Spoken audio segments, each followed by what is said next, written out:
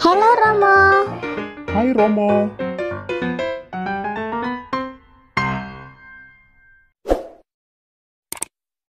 Dara Dewi Maria.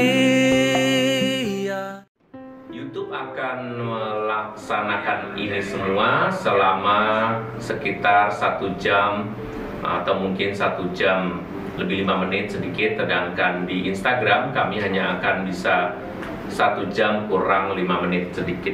Oke, baiklah, kita semua akan memulai ini untuk berdoa lebih dahulu. Mari kita berdoa. Dalam nama Bapa dan Putera dan Roh Kudus. Amin. Allah Bapa yang Maha Baik, kami sungguh berterima kasih karena Engkau menganugerahkan kepada kami seorang perempuan yang perkasa, yang menjadi bunda puteramu. Seorang perempuan yang sangat inspiratif, perempuan terbesar di sepanjang masa kehidupan manusia, perempuan yang paling populer, perempuan yang sangat menginspirasi kami bagaimana kami harus menghadapi hidup tanpa kehilangan iman meskipun dalam situasi yang berat. Kami percaya pertemuan kali ini Engkau berkati, dan Engkau memberkati kami semua dengan kesehatan, supaya apa yang kami renungkan menjadi kebaikan bagi kami semua dan banyak orang yang berdekatan dengan kami. Kami percaya bahwa Engkau akan melindungi dan memberkati acara ini dari awal hingga akhir. Dalam nama Yesus Kristus, Tuhan dan Juru Selamat kami. Amin. Dalam nama Bapa dan Putera dan Roh Kudus. Amin. Bapak, Ibu, dan saudara-saudari yang terkasih dalam Yesus Kristus, hari ini dengan judul perempuan yang perkasa, kita benar-benar ingin bertanya, sebetulnya apa yang perkasa dari seorang perempuan? Perempuan yang biasanya dikaitkan dengan kelembutan, dikaitkan dengan keibuannya, dikaitkan dengan kelemahan.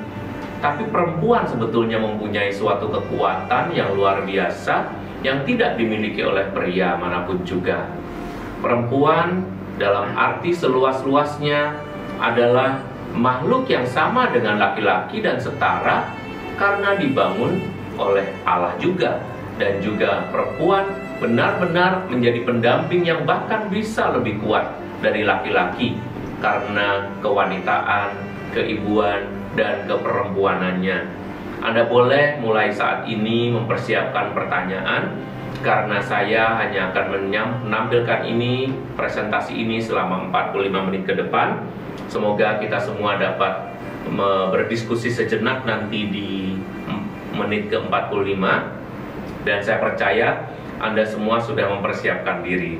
Semoga Tuhan memberkati kita dan memberikan kita terang pikir, supaya apa yang kita renungkan ini menjadi satu bekal yang baik buat kita bersikap dan mempunyai kepribadian seperti bunda kita.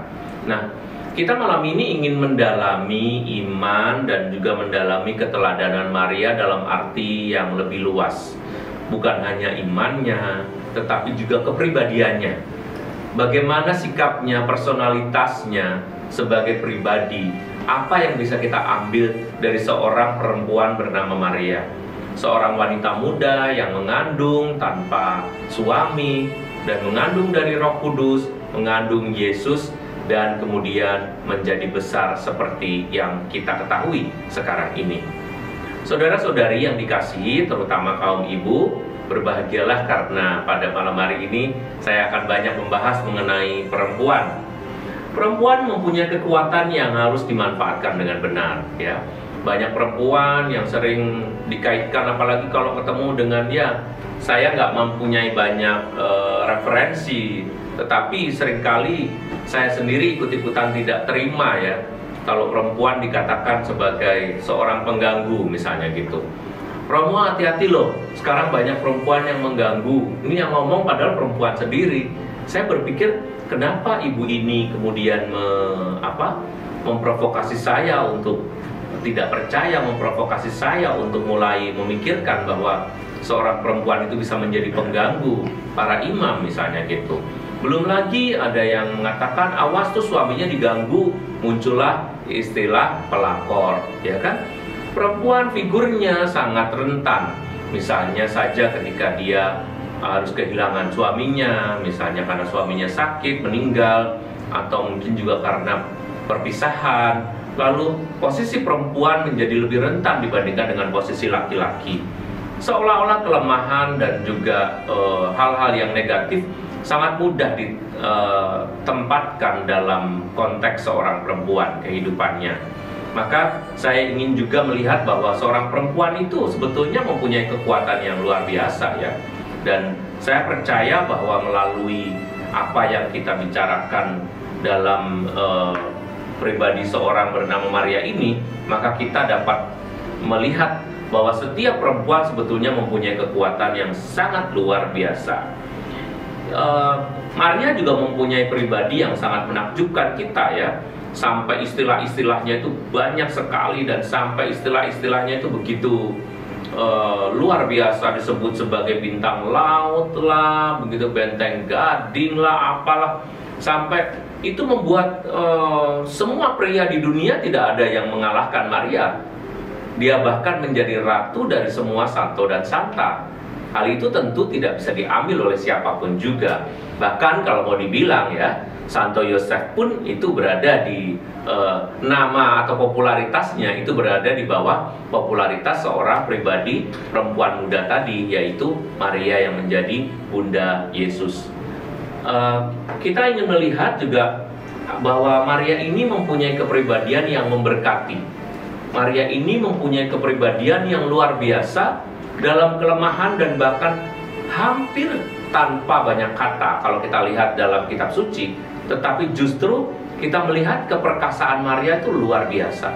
Dia ngomong dikit tetapi omongannya itu benar-benar akan menjadi suatu perubahan. Jadi kata-katanya itu changing ya, kata-katanya itu mengubah, kata-katanya itu bahkan mempunyai efek. Nah, seringkali kan perempuan diibaratkan tuh kalau ngomong seringkali kurang berguna, ya nggak sih? Kalau yang gosip siapa? Pasti perempuan. Yang cerewet siapa? Pasti perempuan, ya nggak? Yang ngomongnya diulang-ulang terus pasti perempuan. Yang bikin anak-anak jengkel karena mengingatkan berkali-kali perempuan juga. Nah, maka apa yang sering diistilahkan sebagai sesuatu yang negatif ini sebetulnya bukan menjadi tipikal para perempuan, tapi perempuan banyak juga yang tidak seperti itu.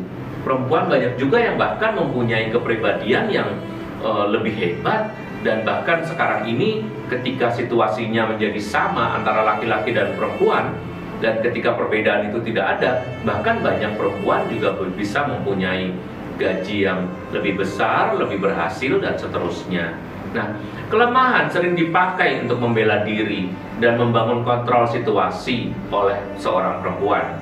Bahkan perempuan itu bahkan bisa menggunakan kelemahannya untuk membela diri, untuk melepaskan diri dari situasi yang sulit. Ya, kita bisa lihatlah kalau Anda menonton drama-drama atau FTV atau mungkin drakor ya, kita bisa lihat bahwa perempuan-perempuan ini begitu hebat dengan kemampuannya yang tidak tahu malu, tidak tahu berhenti, dan tidak bisa tidak baperan gitu ya. Bahkan bisa meraih hati seorang laki-laki yang sekaku apapun juga.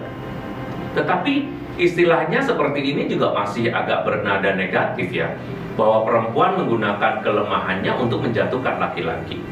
Apakah memang ada kemungkinan bahwa seorang perempuan itu bisa menggunakan kelemah lembutannya itu untuk sesuatu yang murni positif?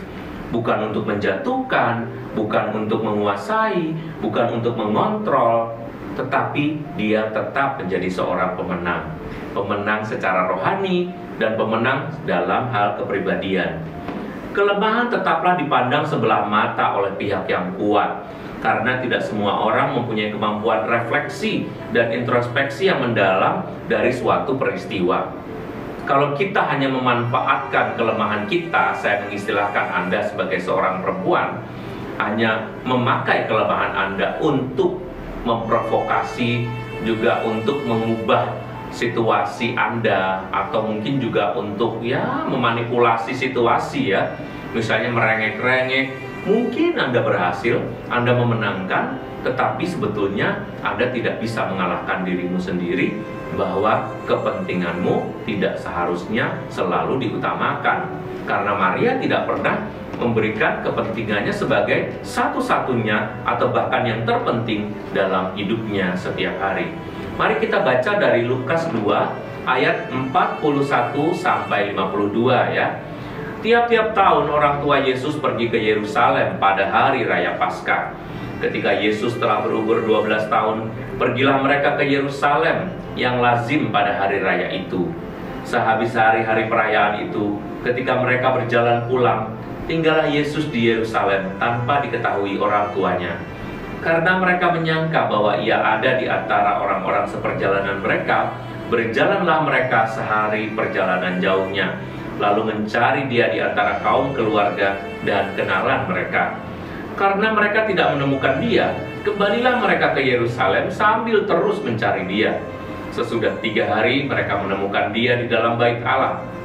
Ia sedang duduk di tengah-tengah alim ulama sambil mendengarkan mereka dan mengajukan pertanyaan-pertanyaan kepada mereka. Dan semua orang yang mendengarkan dia sangat heran akan kecerdasan dan segala jawab yang diberikannya. Dan ketika orang tuanya melihat dia, tercenganglah mereka. Lalu kata ibunya kepadanya, "Nak, mengapa engkau berbuat demikian terhadap kami? Bapamu dan aku dengan cemas mencari engkau." Jawabnya kepada mereka, "Mengapa kamu mencari aku? Tidakkah kamu tahu bahwa aku harus berada di rumah Bapakku?" Tetapi mereka tidak mengerti apa yang dikatakannya kepada mereka. Lalu ia pulang bersama-sama mereka ke Nazaret, dan ia tetap hidup dalam asuhan mereka. Dan ibunya menyimpan semua perkara itu di dalam hatinya. Dan Yesus makin bertambah besar dan bertambah hikmatnya dan besarnya, dan makin dikasihi oleh Allah dan manusia. Anda lihat, kisah tadi mungkin sudah sering kali Anda dengar. Yesus yang tertinggal di Yerusalem dan kemudian dicari oleh orang tuanya sampai 3 hari kemudian baru ditemukan. Betapa mereka merasa benar-benar takut dan mereka benar-benar merasa cemas karena anaknya tidak bisa ditemukan, dan ketemunya di bait Allah. Mungkin kisah itu buat Anda adalah kisah penolakan Yesus kepada Maria. Mari kita cek sebetulnya ya, apa yang terjadi. Usia 12 tahun adalah usia remaja bagi Yesus. Dan usia 12 tahun seperti biasa pada umumnya anak-anak remaja adalah usia rebellious, ketika anak-anak menjadi pemberontak, ketika anak-anak mulai melawan kedua orang tuanya dan mempunyai kehendaknya sendiri. Dan ketika itu banyak anak-anak kita yang rupanya terjadi pada Yesus juga, bahwa mereka itu mengalami situasi tidak cocok dengan orang tuanya dan mulai beradu argumen ya. Nah, usia ini disebut usia yang nakal dan memberontak. Anda sendiri bahkan sering merasa, waduh, anak saya sejak kelas 1 SMP udah begini Romo, udah mulai ini Romo, aduh saya nggak bisa ngendaliin deh, sulit diajak kemana, sulit diajak ke sini ke sana. Nah, tetapi Anda harus tahu bahwa Maria berhasil mengajak Yesus ke tempat yang paling tidak diinginkan biasanya oleh anak-anak remaja, yaitu tempat ibadah.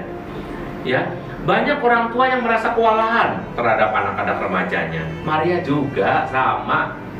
Maria dan Yosef mengalami situasi yang sama. Tetapi anehnya, dalam tulisan ini juga dikatakan bahwa yang berperan itu adalah Maria. Yang pertama, dia nanya. Yang kedua, dia dikatakan menyimpan segala sesuatu di dalam hatinya. Tidak diceritakan bagaimana komentar dan juga respon serta sikap Yosef di sana. Tapi yang dicatat dalam Injil tadi dikatakan bahwa Maria yang menyampaikan pertanyaan dan Maria yang menyimpan segala sesuatunya di dalam hatinya. Keberanian pemberontakan itu memerlukan kebijaksanaan dan ketangguhan orang tua untuk menghadapinya. Saya merasa heran kalau banyak ibu-ibu justru ngerasa anaknya keterlaluan, anaknya nggak bisa diurus lagi. Saya udah nggak ngerti dah Romo, kamu ke Romo aja deh sana. Lah, anaknya dikasih ke saya, emang itu anak saya kan, anak Anda, ya kan? Kenapa Anda tiba-tiba melimpahkan tanggung jawab kepada saya? Ya mungkin ini sekedar bercanda ya. Udah, saya ini dah Romo, silakan dah Romo, diapain situ Romo, saya udah nyerah deh. Nggak boleh nyerah. Sebetulnya Anda bisa meniru sebagian dari sikap ketegaran dan keperkasaan Maria.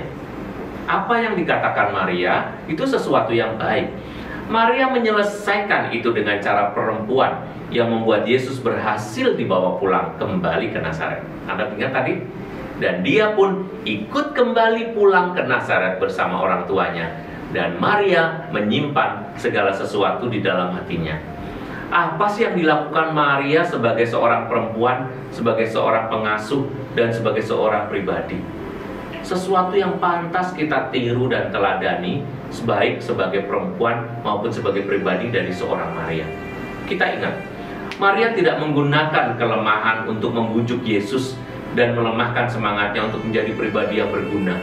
Kayak kita misalnya ya, ibu-ibu. Aduh, kamu ini dibikin susah banget, mama sampai aduh, kamu ngapain sih di situ? Mama nggak ngerti, mamaku sampai kamu tuh tega banget sama mama, sampai mama tuh gini. Kamu ngapain di situ? Kamu belum saatnya. Ini kita sok tahu mengatakan itu, padahal kita nggak tahu rencana dari Tuhan untuk anak-anak kita. Bahkan yang mau jadi romo aja, sama mamanya biasanya tuh paling bermasalah tuh ya. Kamu ngapain ke sana? Mama nggak rela, kamu nanti susah, kamu susah makan, kamu susah tidur, kamu susah apa? Sehingga akhirnya anaknya bisa melenceng, tidak mengikuti panggilan. Kenapa? Karena mamanya berhasil memprovokasi dan juga berhasil mengintervensi dan akhirnya memanipulasi situasi sampai akhirnya anaknya memutuskan sesuatu yang lain.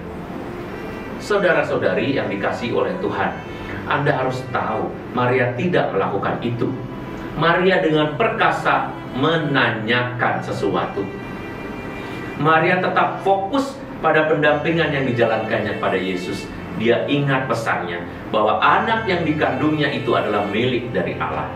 Dia harus menamai Yesus dan seterusnya. Tetapi Maria tidak pernah lupa bahwa Yesus harus menjalani apa yang diinginkan dan dikehendaki oleh Bapa di surga. Sehingga Maria tidak merusak suasana.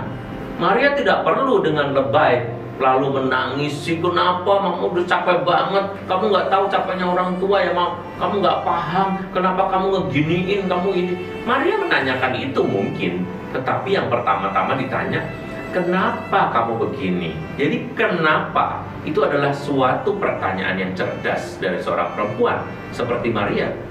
Saya ingin menginspirasi Anda kalau Anda bertanya kepada anak-anak Anda. Biasanya Anda langsung marah. Kamu nih anak nggak tahu diri, nggak tahu diutung, nyusahin apa, langsung memberondong dengan kalimat-kalimat yang ini gimana sih, repot banget nih, rempong. Apalagi di depan teman-temannya, apalagi di depan alim ulama kalau kita melihat dari situasi Yesus. Maria tidak serempong itu. Maria bertanya, kenapa kamu lakukan ini kepada kami? Dan dia mengatakan, aku dan bapamu cemas. Jadi Maria tetap fokus. Anak yang didampinginya memang seharusnya mengikuti kehendak bapaknya. Apa yang dia lakukan? Satu, bertanya. Jadi kita juga itu bertanya itu sebetulnya suatu terapi juga. Terapi apa? Ya terapi bertanya. Kita menanyakan apakah anak kita mempunyai alasan untuk melakukan sesuatu atau tidak. Atau dia hanya sekedar fun. Biasanya anak-anak akan tahu bahwa dia telah melakukan kesalahan itu berdasarkan bahwa dia tidak punya alasan. Alasan apapun yang dia pakai itu tidak betul. Maria menanyakan itu. Alasannya kenapa? Dan kemudian yang kedua, yang biasa merupakan kedekatan dari seorang Maria adalah Maria menyampaikan perasaannya. Perasaan itu dalam ilmu komunikasi adalah bagian yang paling dekat dan intim dari orang-orang yang dekat. Jadi kalau kita katakan bahwa Maria itu bertanya dan kemudian menyampaikan perasaannya, perasaannya apa tadi? Cemas. Kalau Maria mengatakan dia cemas, maka itu mau disampaikan, kami cemas. Apa yang dikatakan oleh Tuhan Yesus tentu saja di usianya yang ke-12, dia harus mengatakan, mengapa kamu mencari aku? Aku harus berada di rumah Bapakku. Dia belum terlalu banyak main perasaan. Kayak anak-anak kita juga. Kalau umur 12, 13 tuh gak ada perasaannya. Ngomongnya ngasal. Sama. Tuhan Yesus juga begitu. Bahkan dalam tulisan yang asli dikatakan, perempuan, kamu ngapain nanya-nanya itu? Aku tuh harus ada di rumah bapakku, katanya. Dalam bahasa aslinya tidak disebut ibu, tapi disebut perempuan. Maria dipanggil perempuan. Jadi kayak anak-anak kita lah, cuek-cuek begitu ya, tidak terlalu paham perasaan orang lain dan perasaan ibunya. Nah, dari sini kita harus melihat bahwa Maria adalah seorang pribadi yang cerdas dan smart secara personalitas dan juga secara rohani. Bahkan secara psikologis, apa yang dilakukan oleh Maria ini dalam ilmu psikologi dibenarkan. Dia bertanya sehingga Yesus harus menjawab, dan yang kedua, dia menyampaikan perasaannya sehingga Yesus tidak merasa dihakimi, tetapi Yesus diajak untuk mengerti. Seorang anak yang hebat, bahkan dia adalah manusia dan Allah, dia aja masih diajarin sama Maria bagaimana memahami perasaan orang. Maka Maria menyampaikan itu. Maria tidak menggunakan kekerasan, padahal 3 hari nyari. Anda baru sebentar aja nyap-nyapnya udah lama, ya kan? Kamu ya, kalau udah dibilangin ya, belum bisa kasih makan mama aja kamu udah begini. Apalagi kamu udah bisa kasih makan mama, nanti jangan-jangan mama dimasukin ke panti jompo. Kamu belum bisa kasih makan aja udah nyusahin begini. Kamu mau jadi apa sih nantinya? Waduh, nantinya orang anak masih 10 tahun, 12 tahun udah nanya, kamu mau jadi apa nantinya? Pertanyaan yang sama sekali tidak berguna. Tetapi Maria tidak menanyakan itu. Maria hanya bertanya, mengapa kamu melakukan ini? Karena memang dia meninggalkan tempat, meskipun itu tempat yang suci, tempat yang baik, tetapi dia harus mempunyai alasan untuk berpisah dari orang tuanya. Maria tidak menggunakan kekerasan dalam menangani pendidikan kepada anaknya, dan dia sering menyimpan pengalaman itu dalam hatinya. Anda tahu arti kata menyimpan? Menyimpan itu berarti melindungi, mengamankan, melestarikan, menjaga, memelihara dengan baik, mengingat. Jadi kalau Maria menyimpan segala sesuatu dalam hatinya, dia justru mau belajar dari anaknya itu. Aku harus berada di rumah Bapakku. Seorang anak juga bisa ngomong, Ma, kayaknya aku mau masuk seminari deh. Jangan dulu, hati-hati kamu, jangan sembarangan ngomong. Awas ya kamu ya, ngomong sekali lagi ya. Sekolah aja belum benar kamu udah begitu. Jadi belum ngomong udah, kita aja apa jengkel, ngedengerin aja, ilah ngomong aja belum udah di wah anak akhirnya berantem, akhirnya mungkin juga ngumpet-ngumpet dan seterusnya. Tetapi Maria tidak mendengar jawaban dari Yesus, dia menyimpan, melestarikan artinya dalam bahasa yang sebenarnya. Bahkan dia menjaga. Oh, kalau dia di tempat yang seperti itu, berarti dia berada di rumah Bapa. Oke, saya mengerti. Jadi Maria makanya, biar kata orang dia tidak sekolah tinggi-tinggi, tetapi kebijaksanaannya bertambah seiring waktu. Maria seorang perempuan yang cerdas, yang tidak hanya asal saja memanfaatkan keperempuanannya untuk minta dikasihani dan dimengerti. Enggak, dia nggak minta dikasihani. Dia bilang kok tadi, kenapa kamu melakukan ini kepada kami? Cuma ditanya aja, aku dan bapakmu cemas. Tetapi kalimat itu, kamu nggak kasihan sama kami? Enggak, kalimatnya tidak seperti itu ya.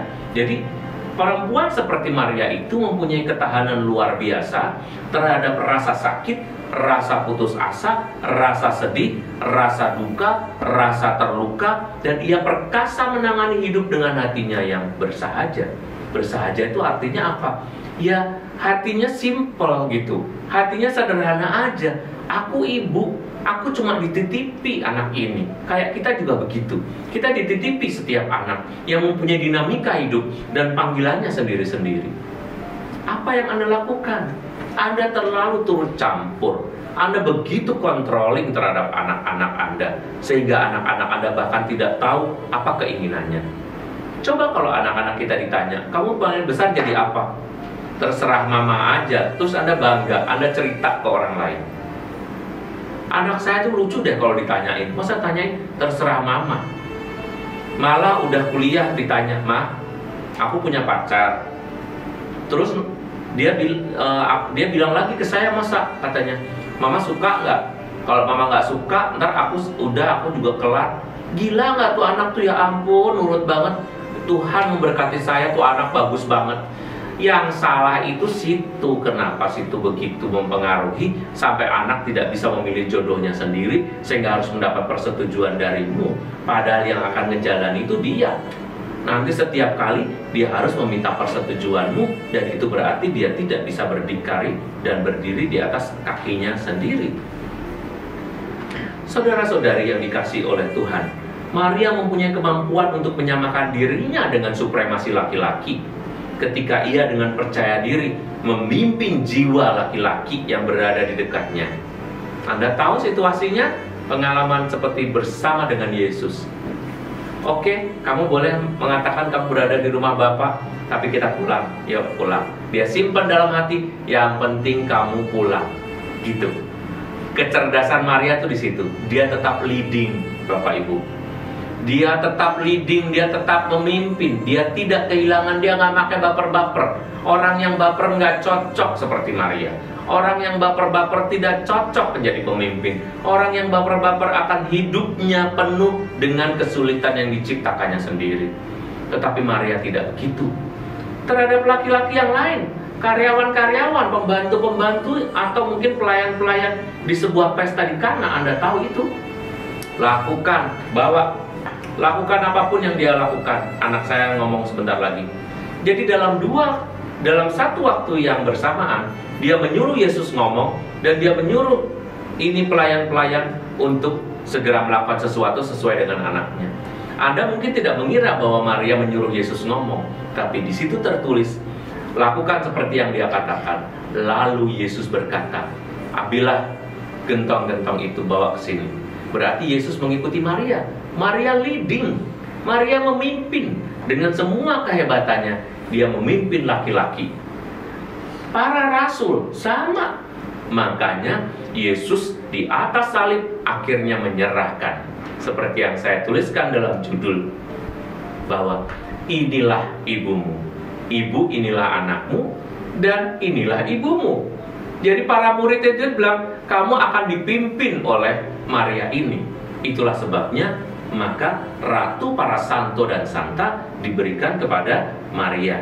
Sehingga Anda tidak perlu takut dan khawatir bahwa Maria ini begitu hebat, lebih hebat dari santo santa. Benar, tapi kehebatannya justru pada kebersahajaannya. Kehebatannya justru bukan pada kehebatan kekuatan. Dia bisa nyulap ini, nyulap itu. Nggak ada, Maria nggak pernah nyulap. Makanya Anda salah kalau minta, Bunda Maria tolong buat anak saya hamil. Emangnya dia dokter? Memangnya dia itu dukun? Memangnya dia penyihir? Tidak pernah ada tulisan seperti itu. Tulisannya adalah Maria selalu berprihatin, mendoakan, memberi perhatian kepada orang yang sedang mengalami kesulitan. Anda tahu kelemah lembutan tidak sama dengan kerapuhan, karena justru kelemahan itu dipakai untuk menjadi saat merenung, mengisi hatinya dengan kebijaksanaan untuk tidak segera atau tergesa-gesa bertindak. Maria menggunakan saat-saat hening, saat-saat dia diam dan kelihatan seperti lemah, itu bukan karena dia memang lemah. Jadi ketika dia menyimpan, Anda mengira bahwa Maria ini orang yang sabar ya, lemah ya. Salah.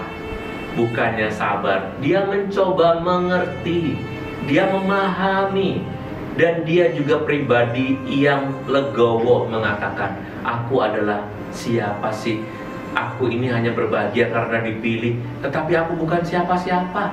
Aku masih banyak perlu belajar. Itu sebabnya Maria tidak pernah berhenti belajar. Anda para ibu, begitu hebat sedikit, mulai deh ngajarin belagu sama anaknya. Aku S2, ngapain aku ngurusin bayi? Aku lulusan ini, insinyur, ngapain aku ngurusin rumah? Aku lulusan ini, aku lulusan itu. Suami saya juga lebih tinggi dari saya. Lalu mulai ngomong diulang-ulang. Dan sebetulnya itu menjadi kerapuhan seorang perempuan. Karena dia pandai berbicara, tetapi pembicaraannya tidak mengarah pada sesuatu yang baik, tetapi justru merusak situasi kebersamaan. Tetapi Maria justru menggunakan kecerdasan spiritualnya untuk membuat orang-orang yang berada di dekatnya itu diberkati, menyimpan segala sesuatu di dalam hatinya. Yesus saja nggak tahu saat dimana dia harus melakukan tugasnya. Maria tahu. Itu karena apa? Kedalaman jiwanya. Anda tahu nggak anak Anda dibawa kemana? Anda ngerti nggak anak Anda sedang sedih? Anda ngerti nggak saat ini situasi hidupnya bagaimana? Anda paham nggak dia sebetulnya seharusnya jadi apa? Anda paham nggak dia bahagia dengan pasangan hidupnya dan seterusnya? Mungkin yang Anda bangga-banggakan adalah kemampuan Anda untuk menguasai semuanya. Kalau ada apa-apa, semua anak-anak saya tuh nanyanya sama saya, bukan sama bapaknya. Anda merasa hanya dengan mengatakan itu kepada semua orang, lalu Anda mengatakan Anda lebih kuat. Anda salah. Itu kalimat kalau disebutin di depan suamimu, maka kalimat itu akan membuat para suami menjadi merasa rendah diri, merasa direndahkan. Iya, anak-anak kalau ngomong selalu sama mamahnya, bukan sama saya. Maria tidak pernah melakukan itu. Maria justru rela dirinya dipimpin oleh Yosef. Misalnya dia dibawa ke Bethlehem, lalu dibawa ke Yerusalem, mempersembahkan ini, mempersembahkan itu. Dia dipimpin oleh Yosef. Dia penuh dengan kebijaksanaan, tetapi justru itulah yang membuat dia memimpin seluruh keluarganya kepada kekudusan. Dalam situasi sulit, Maria masih dapat membantu Elizabeth untuk menghadapi situasi ajaib, mempersiapkan kelahiran Yohanes Pembaptis. Kita bisa baca itu dalam Lukas 1 ayat 39 sampai 45. Berarti Maria ini sungguh-sungguh perkasa. Situasinya yang berat tidak membuatnya mencari perhatian, tetapi justru dia memberi perhatian. Ya, perhatikan bedanya. Kalau kita sakit sedikit, aduh aku kesakitan, aduh aku gak enak badan, aku semua harus memahami. Tetapi kalau Anda mau mengikuti bagaimana pribadi seorang Maria, Maria tidak pernah melakukan itu. Tidak pernah dia ingin dipahami, tetapi justru dia memahami penuh, mengerti penuh bahwa hidup ini adalah pemberian, maka harus memberikan.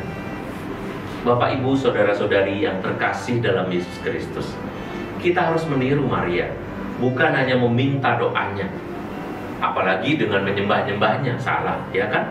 Kita tidak pernah menyembah Maria. Dan Anda harus mengerti, bagi kami Katolik, ya, Gereja Katolik tidak pernah melakukan penyembahan apapun kepada Maria. Tetapi kami selalu meminta doa. Kami bisa berkonsultasi batin. Dalam arti konsultasi batin itu ya berdoa, ngobrol-ngobrol, seperti berdoa kepada seorang ibu. Kenapa? Karena Maria ini adalah seorang yang paling memahami arti menjadi manusia. Dia sudah mengalami sukacita yang paling tinggi dan duka yang paling dalam. Semua itu dialaminya dengan sukacita. Semua itu dialaminya dengan ketangguhan, dengan perkasa. Kita jangan hanya memuja-muja Maria. Berdoa Maria aja belum benar, ya kan? Doanya seringkali cepet-cepet, sudah kayak mulutnya mumbling. Kalau dalam bahasa Inggris itu seperti orang tuh bergumam gitu ya. Doa yang wajar lah, mendingan Anda berdoa tidak terlalu banyak, tapi salam Maria penuh rahmat, Tuhan sertamu, terpujilah engkau di antara wanita dan terpujilah buah tubuhmu Yesus. Lalu dilanjutkan seperti itu. Itu namanya orang yang menghormati. Kita menghormati Maria karena apa? Ya karena alasan-alasan tadi. Kalau ada yang mengatakan tidak demikian, maka itu muncul atas dasar tanpa dasar. Dasarnya tanpa dasar. Kenapa kami sangat menghormati Maria? Karena dia begitu terpuji. Bukan hanya karena dia ibu dari Tuhan, tetapi kepribadiannya, dari dirinya sendiri pun memang dia pantas mendapatkan predikat sebagai seorang ibu yang luar biasa, perempuan yang luar biasa, dan perempuan yang perkasa. Dialah ibu, dialah istri, dialah wanita, dia seorang pemimpin, dia seorang inisiator, dia seorang penasihat. Tadi saya sudah sampaikan ya cerita-ceritanya. Dia adalah seorang pemelihara yang hebat. Karena Yesus, ingat, Yesus baru lepas dari Maria itu sampai akhir hidupnya. Dia tidak pernah lepas dari Maria sampai umur 33 atau 34 tahun. Anda jangan bertanya, benarkah Yesus 33-34 tahun? Kita harus bertanya pada Sang Maha Kuasa untuk itu. Tetapi yang terpenting saat ini adalah Maria sebagai pemelihara Tuhan, ya, pemelihara Yesus selama dia berada di dunia ini. Maria juga adalah seorang pelindung. Dia pendidik, dia penghibur hati Elizabeth dan pasti menghibur hati anaknya juga. Lalu dia adalah pemerhati, dia pengambil keputusan tadi peristiwa di Kana, dan dia menyucikan hidup orang yang berada di dekatnya.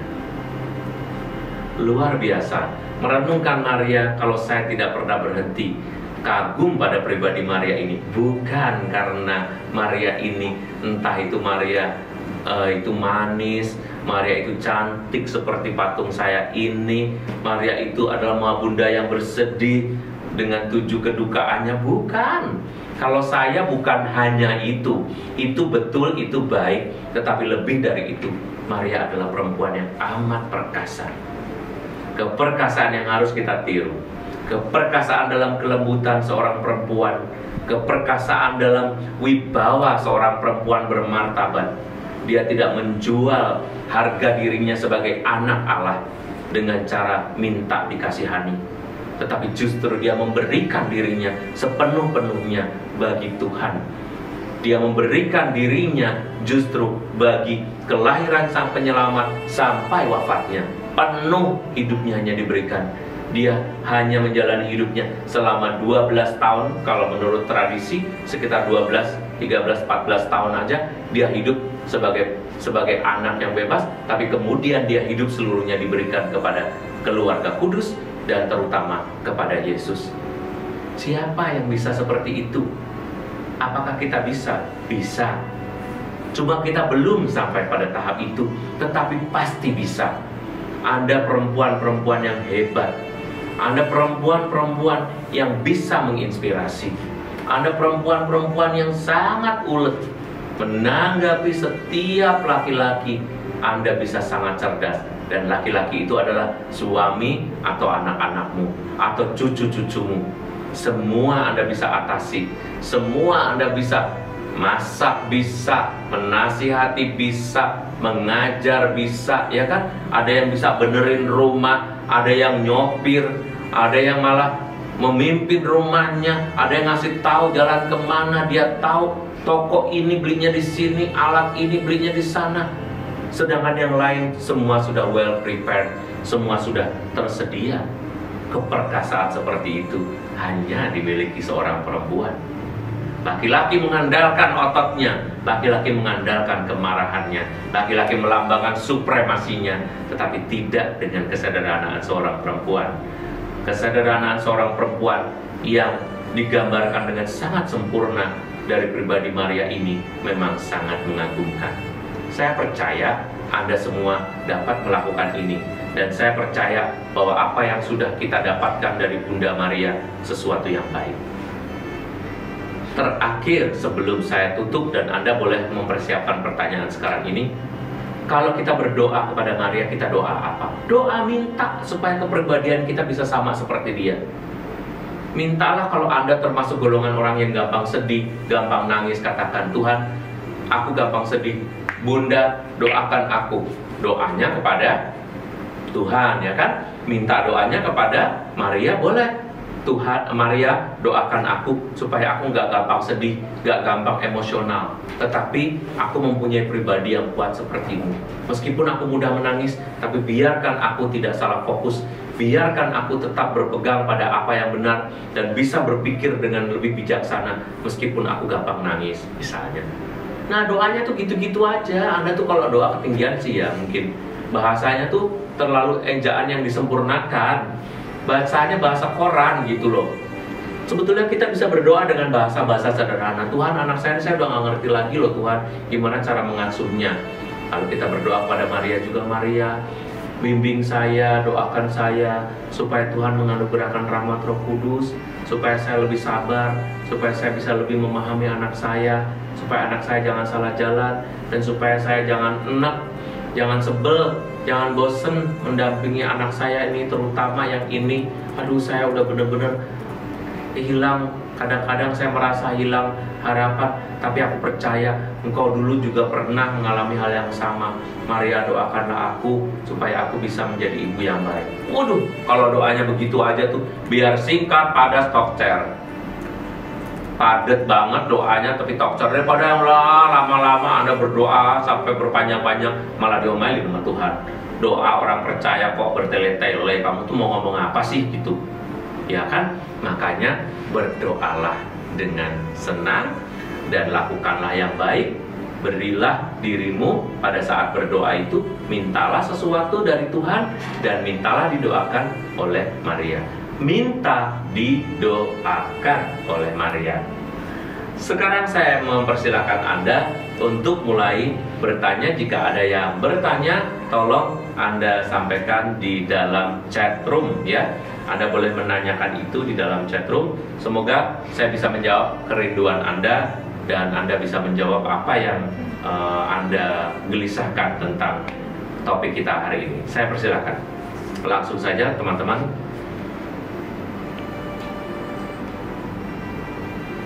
Ada pertanyaan Romo, ada berapa orang sebenarnya putra Bunda Maria? Kalau ada ayatnya, apakah bisa diinformasikan? Terima kasih Romo. Ada berapa orang putra Bunda Maria? Bunda Maria punya putra yang dikabarkan itu hanya satu. Tetapi kalau dikatakan saudara-saudaranya, mungkin Anda ada yang mengatakan saudara-saudaranya, ya kan? Dan saudara-saudaranya yang lain. Saudara-saudara itu tidak dikatakan sebagai anak-anak Maria juga memang. Tetapi meskipun demikian, kita juga tidak menampik bahwa itu bisa saja menjadi anak-anak Maria. Tetapi masalahnya adalah saya tidak boleh menafsirkan sesuatu yang lain, dan saya tidak boleh menafsirkan sesuatu yang tidak dituliskan di sana. Apakah disebut saudara-saudara Yesus itu adalah saudaranya Yesus? Salah satunya adalah Yohanes Pembaptis, karena dia adalah sepupunya. Maka kita menjawab saja dengan iman kepercayaan kita bahwa putra tunggal Maria. Jadi kalau pakai kata putra tunggal Maria, berarti Yesus itu adalah putra tunggal dari Maria dan tidak ada saudara-saudara yang lain. Dan dikatakan Maria tetap perawat sampai dia diangkat ke surga. Kalimat itu mungkin sudah jauh lebih menjelaskan, menjawab pertanyaan-pertanyaan kita itu ya. Apakah Maria itu punya saudara, atau apakah Maria itu maksud saya Yesus itu punya saudara, ataukah yang disebut sebagai saudara itu sebetulnya dalam bahasa Inggris mungkin relatives ya. Relatives itu mungkin ya sanak family gitu ya, sanak family, sehingga kita tidak mendapatkan keterangan dari bahan manapun kecuali penjelasan mengenai dan saudara-saudaramu ketika Maria datang mengunjungi Yesus dan juga ada saudara-saudaranya. Dan itu saudara-saudara di situ tidak dituliskan sebagai anak ya. Siapa saudara-saudaraku? Siapa ibuku? Yang menjadi ibu dan saudara-saudaraku adalah mereka yang mengikuti kehendak Bapakku. Jadi kalimat itu pun sudah menjelaskan bahwa tidak terlalu penting memikirkan Maria punya anak berapa dan Yesus punya saudara atau tidak. Yang terpenting adalah bahwa Yesus ini adalah putra tunggal Maria. Gitu. Terima kasih pertanyaannya. Ada lagi?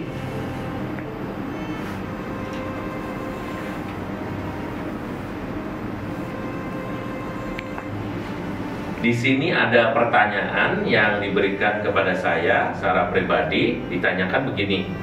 Sebagai perempuan, sampai batas mana kita bisa sabar, Romo? Karena kesabaran setiap kami itu ada batasnya. Kalimat kesabaran ini mungkin mempunyai konotasi permasalahan yang sedang dihadapi secara pribadi. Apakah saya harus sabar sampai tahap mana? Maria itu bisa dikatakan sebagai pribadi yang sebetulnya tidak sabar juga ya. Kalau kita lihat bagaimana Tuhan Yesus mengatakan di Kana, ya dikatakan bahwa perempuan kamu mau apa? Atau ibu kamu mau apa? Waktuku belum tiba katanya. Ya, Yesus bilang waktuku belum tiba. Maria nggak sabar, Maria langsung bilang pada pelayan-pelayan di Kana itu, udah kamu datengin dia, ikuti apa perintahnya. Maria dalam hati itu tidak sabar, tetapi Maria tahu, Maria mengenal, bukan soal sabar atau tidak sabar. Maria mengenal benar situasi. Maria benar-benar mengenal anaknya yang selama 30 tahunan itu bersama-sama dengan dia, maka dia mengenal betul inilah saat yang cocok dan tepat buat Maria untuk melakukan, buat Yesus untuk melakukan sesuatu bagi dunia di sekitarnya, gitu. Jadi kesabaran di sini ya bukan seperti kesabaran kita. Saya nggak sabar. Terus kalau nggak sabar, Anda mau apa? Apakah Anda bisa marah? Tidak. Karena kemarahan biasanya emosional, dan yang emosional itu biasanya berujung pada hal-hal yang tidak terlalu bijaksana. Terima kasih tanyaannya. Romo, ada pertanyaan. Romo, mengapa iman Katolik kita menyatakan bahwa kita bisa berdoa melalui perantaraan Bunda Maria, tidak hanya langsung ke Tuhan? Ya, kenapa kita berdoa melalui Maria? Jadi per Mariam, istilahnya per itu melalui, ya, per Mariam kepada Yesus, melalui Maria kepada Yesus. Kalimat itu cuma mau mengatakan bahwa kita harus belajar dari apa yang dilakukan oleh Maria. Gereja tidak ingin bahwa apa yang menjadi harta kekayaan rohani yang dimiliki oleh Maria ini dihilangkan atau diignore atau diabaikan semua hanya karena kita mau langsung-langsung. Ingat bahwa karya-karya baik Tuhan itu tidak selalu langsung diberikan oleh Tuhan sendiri. Kalau Anda mengakui bahwa ada nabi ini, nabi itu, ada juga rasul ini, rasul itu, Anda mengakui juga Maria, kenapa kita tidak mau langsung juga berbicara melalui Maria kepada Yesus? Karena Maria adalah ibu Yesus.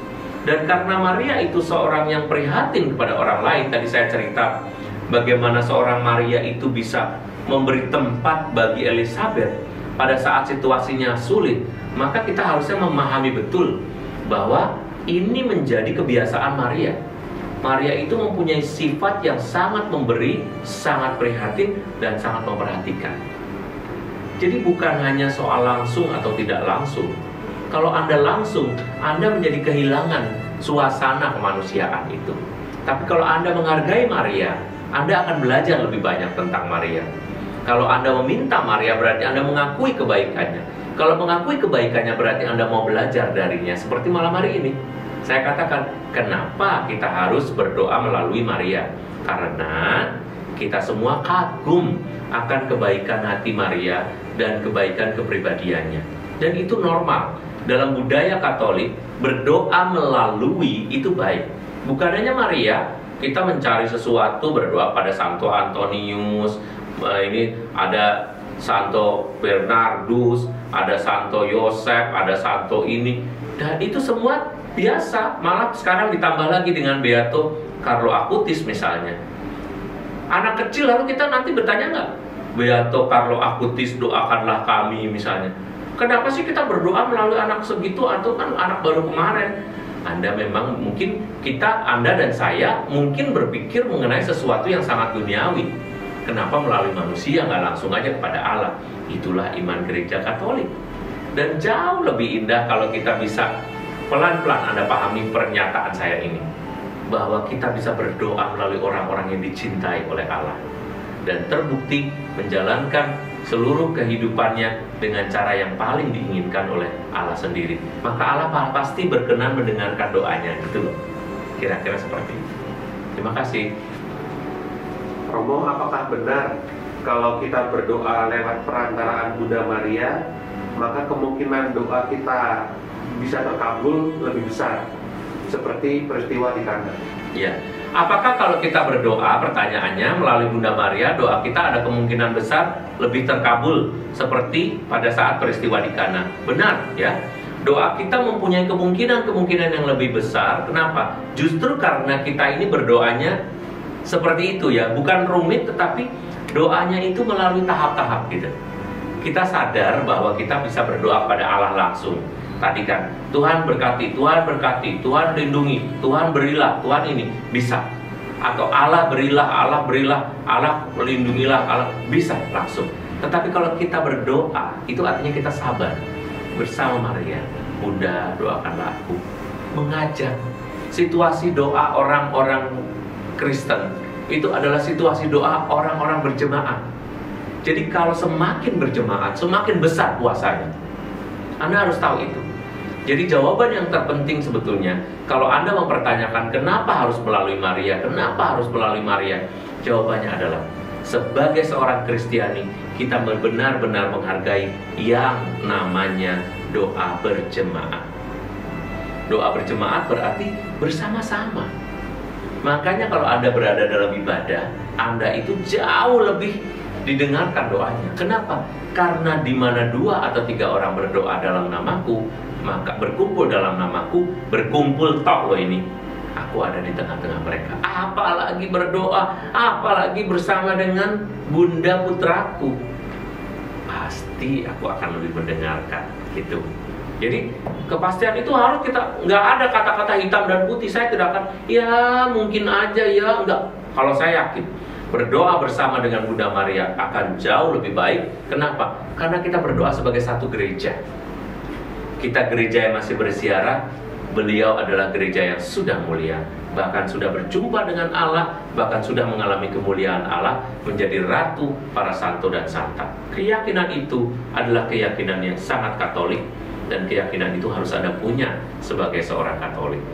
Saya kira jawaban itu juga menjawab keraguan-raguan kita kenapa kita harus berdoa. Dan harus diingat, tidak pernah ada gagasan Maria sebagai Allah keempat sama sekali. Allah kita hanya satu, Tuhan kita satu, 3 pribadi. Bagaimana itu? Enggak tahu. Bapa, Putra, Roh Kudus. Dan Maria tidak termasuk sama sekali di dalamnya, karena Maria manusia biasa seperti kita. Tetapi dia mulia, dipermuliakan oleh Allah karena kekaguman Allah. Kok ada ya ciptaanku yang seperti ini? Kita pun harusnya kagum, ngajak dia berdoa, normal-normal aja. Pertanyaan kita jangan mempersulit iman kita sendiri. Kalau kita mempersulit pertanyaan kita itu mempersulit kita, maka kita sendiri yang akan sulit. Orang lain yang berdoa kepada Maria nggak pernah mengalami kesulitan tuh. Mereka nggak pernah tuh kalau berdoa salam Maria, kenapa saya ngasih salam sama Maria ya? Kenapa nggak ngasih salam sama Allah? Enggak. Saya nggak pernah mengalami itu, dan saya mengatakan puji Tuhan, karena saya tidak perlu bertanya-tanya. Puji Tuhan, iman saya udah nyampe di situ gitu. Saya tidak mengatakan iman saya lebih tinggi, tetapi iman saya sampai pada pengertian bahwa berdoa kepada Maria itu sesuatu yang normal, sesuatu yang biasa. Kenapa? Ibu Tuhan, ibu saya juga, ngobrol aja bersama-sama, lebih bagus pasti. As simple as that gitu, sesimpel itu.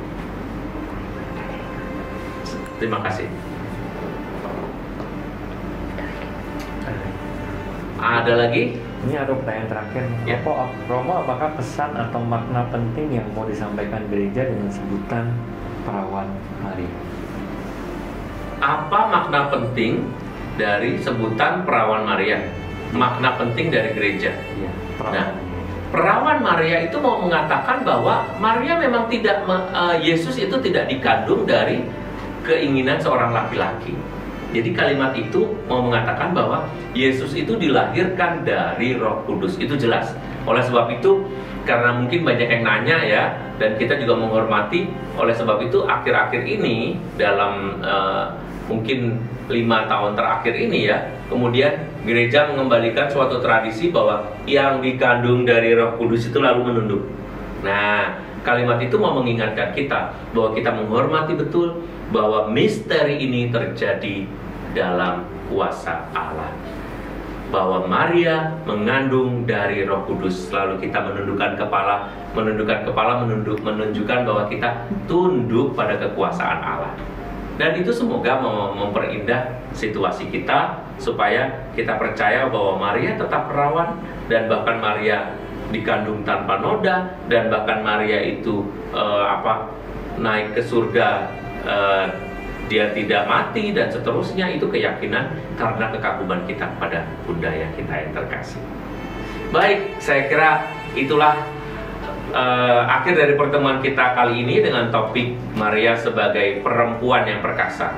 Semoga Anda semua, terutama para ibu, menjadi perkasa dalam kelembutan, menjadi bijaksana dan menjadi beriman, menginspirasi dan memperkaya seluruh keluarga. Mari kita berdoa. Dalam nama Bapa dan Putra dan Roh Kudus. Amin. Bapa yang maha baik, Engkau menganugerahkan kepada kami putrimu yang terkasih, Bunda kami Maria.